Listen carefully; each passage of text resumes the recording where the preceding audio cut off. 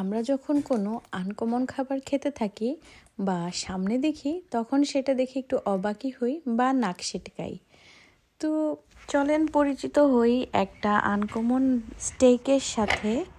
আমরা তো chicken stake, beef stake, fish fillet এরকম অনেক ধরনের খাবার খেয়ে থাকি। তো নর্মালি যারা ভেজিটেরিয়ান তারা কি খাবে? সো চলেন দেখি আজকে কি করা যায়।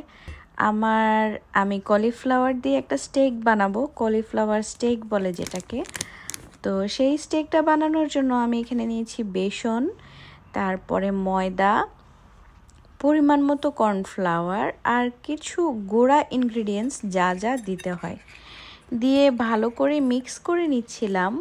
পানিটা আপনাকে অল্প অল্প করে মেশাতে হবে, এটা তো সবাই জানেন, আমি ভালো করে বলার কিছু নাই, সবাই খুব ভালো রাঁধুনি। আর টুইস্ট হচ্ছে একটু গরম তেল দিয়ে দিতে হবে ব্যাটারের সাথে, তাহলে কিন্তু ব্যাটারটাতে কোনো বাম্পস বা লাম্পস থাকবে না এবং ব্যাটারটা খুব সুন্দর একটা ব্যাটারে তৈরি হবে। দেখতেই পাচ্ছেন আমার ব্যাটারটার ফিনিশিংটা এবং ব্যাটারের গ্রেভিটা কতটুকু হবে। তো আমি কলিফ্লাওয়ারটা মিডিয়াম সাইজের নিয়েছিলাম। মিডিয়াম সাইজের কলিফ্লাওয়ারে আমি এভাবে করে ভালো করে মিক্স করে নিচ্ছিলাম ব্যাটারটা। কলিফ্লাওয়ার স্টেক শুনতে একটু অবাক লাগলেও আসলে জিনিসটা খুবই মজার। একটু সময় নিয়ে ভালো করে মিক্স করে একটু মিডিয়াম টু হাই হিট অয়েলে আপনারা এই স্টেকটা দিবেন এবং সময় নিয়ে ফ্রাই করবেন জিনিসটা।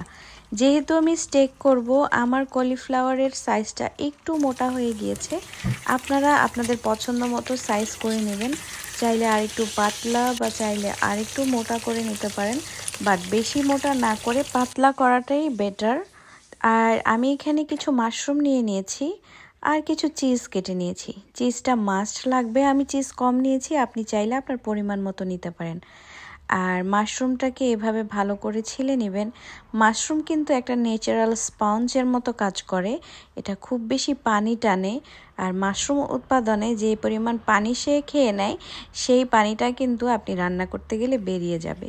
সো মাশরুমটাকে না ধুয়ে চেষ্টা করবেন একটু মুছে নেয়ার অথবা এভাবে ছিলে নেয়ার। আমি ভালো করে ছিলে নিয়েছি, ছিলে একটু মুছে নিয়েছি। মুছে আমি আমার পছন্দ মতো সাইজ করে কেটে নিচ্ছি। আপনি আপনার পছন্দ মতো সাইজ করে সুন্দর করে কেটে নেবেন মাশরুমটাকে।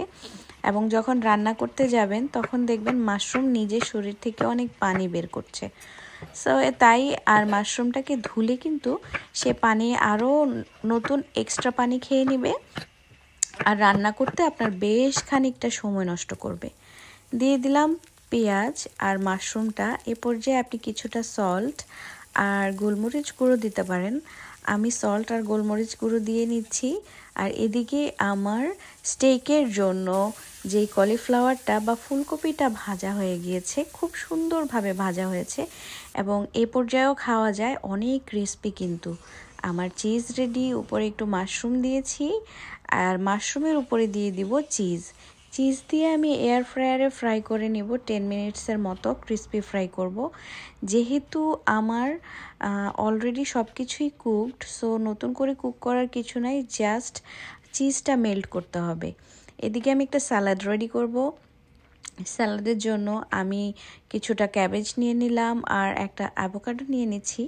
অ্যাভোকাডোটা আমার মেয়ের খুবই পছন্দের একটা ফল, আমারও খুব পছন্দ, কিন্তু আমার হাজব্যান্ড তেমন একটা পছন্দ করে না। সো তাই আমি একটা অ্যাভোকাডো নিয়ে নিচ্ছি। ওদেরকে আজকে ডিনার দিব এটা।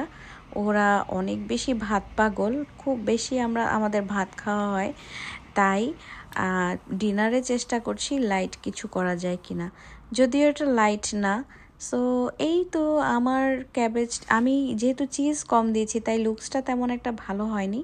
আপনারা চেষ্টা করবেন চিজ আর একটু বেশি দেওয়ার, তাহলে কিন্তু অনেক সুন্দর একটা লুকস আসে। সবাই ভালো থাকবেন, আসসালামু আলাইকুম।